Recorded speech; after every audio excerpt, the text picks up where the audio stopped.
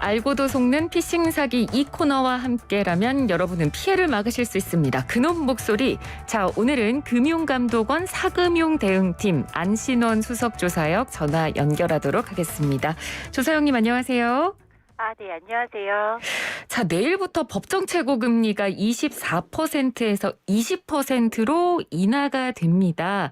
일단 관련 내용을 먼저 좀 한번 설명을 좀 해주시죠. 네, 말씀하신 대로 7월 7일 내일부터 금융회사 대부업자로부터의 대출 및 사인 간 거래 시 적용되는 법정 최고금리가 24%에서 20%로 4%포인트 인하됩니다. 내일부터 체결되는 신규 계약, 갱신 연장되는 대출 계약에 적용되며 20%를 초과하는 금리를 수취하는 것은 우선 불법입니다. 그렇군요. 그러면 기존 대출자는 이 최고금리 인하 혜택을 받을 수가 없는 건가요? 기본적으로 최고금리 인하는 소급 적용되지는 않습니다. 다만 저축은행이나 캐피탈 카드사 등은 최고금리 인하 취지에 동참해서 기존 대출에도 자율적으로 인하된 최고금리를 적용하기로 하였거든요. 네. 그래서 해당 권역의 금융회사를 이용하시는 분들께서는 소급 적용이 가능한지 금융회사에 확인해 보시면 좋겠습니다. 네. 또한 자율적으로 인하하지 않는 경우라 해도 재계약이나 정책 서민금융 상품 이용 등을 통해서 기존 20% 초과 대출을 신규 대출로 대환할 수 있으니까 거래하는 금융회사 또는 서민금융진흥원에 문의하실 필요가 있겠습니다. 예, 알겠습니다. 이 법정 최고금리가 인하되면 아무래도 서민들의 어떤 고금리 부담이 좀 완화될 수 있다는 장점이 물론 있긴 합니다만 한편으로는 이제 불법 사금융 시장으로 이 서민들이 유입될 수 있다는 걱정도 좀 있는데요.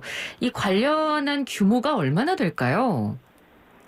네, 말씀하신 대로 최고금리를 인하하게 되면 서민들의 고금리 부담이 완화된다는 장점도 있지만 기존의 제도권 금융회사나 대부업체를 이용하던 저신용자가 불법 사금융 시장으로 이탈하게 될 것이라는 우려도 있습니다.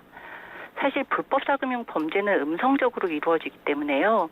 정확한 수치를 정확히 파악하기는 어렵지만 금융당국은 근본 최고금리 인하에 따라서 약 32만 명의 민간금융 이용이 축소되고 이 중 4만 명이 불법 사금융 시장으로 유입되지 않을까 예상하고 있습니다. 네. 물론 경제 여건이나 정책 효과 등에 따라서 유입 규모는 확대 또는 축소될 수 있을 것으로 예상하고는 있습니다. 네. 자, 그래서 이번 이런 법정 최고금리가 인하됨에 따라서 이 불법 사금융 피해가 커질 수도 있기 때문에 관련해서 이제 금융당국에서 특별 근절 기간으로 정하고 이제 관련 대책들을 마련을 하신 걸로 알고 있습니다. 어떤 것들이 있나요?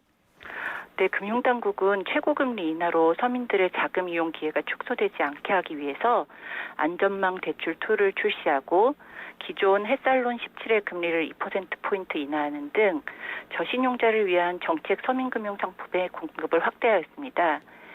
이 외에도 다양한 정책 서민금융 상품이 있으니까 고금리 대출자분들은 서민금융진흥원 1397을 통해서 상황에 맞는 상품을 안내받으실 수 있습니다. 네. 또 불법 사금융 확산 우려에 대응하기 위해서요. 관계기관 합동으로 7월 1일부터 10월 31일까지 4개월간을 불법 사금융 특별 근절기간으로 운영하여 범정부 차원에서 불법 사금융 행위에 강력히 대응하고 있습니다.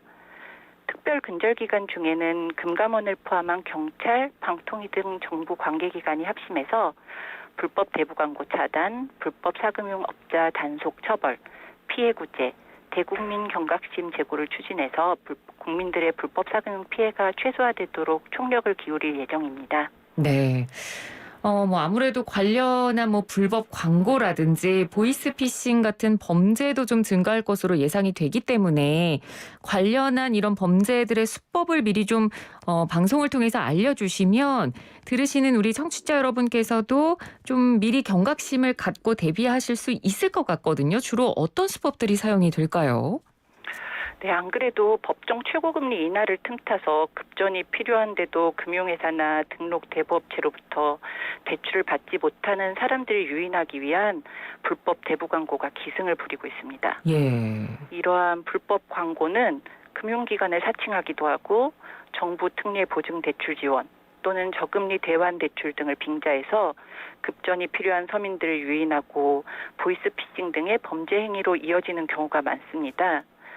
특히 근본 최고금리 인하에 따라서 신규 정책금융상품 출시가 많기 때문에 이걸 빌미로 해서 정책금융상품이나 정부기관을 사칭한 불법 대부 광고가 대량으로 유포될 가능성이 있으니까 국민 여러분께서는 각별히 주의하실 필요가 있겠습니다. 네. 그러니까 당장 막 돈이 필요하신 분들은 뭐 정부에서 이런 법정 최고금리가 인하됐으니 뭐 관련 지원 상품이 나왔다라는 문자를 딱 받으면 속기 쉬우실 수도 있기 때문에 이 부분을 주의하셔야 될 것 같고요.